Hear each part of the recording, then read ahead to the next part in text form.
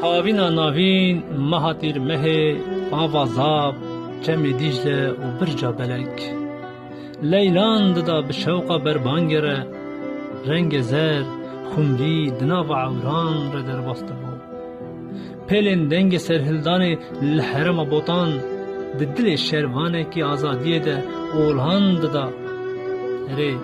Erê hê tu zarok bûyî, dilê te dibişkivî, çavê te diteyîsîn ji evînek mezin re. Kevirê te di destê te de, nanê te di berîka te de, di kolanên cizîra botan de parisvanê felsefeya evîna azad bûyî.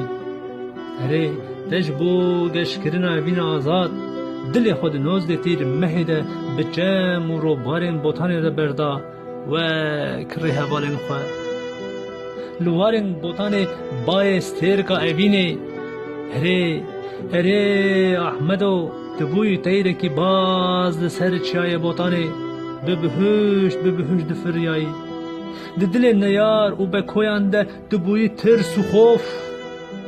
Li medreseya sor jî helbest û çîrokên wê dihatin gotin. Li medreseya sor jî helbest û çîrokên wê dihatin gotin.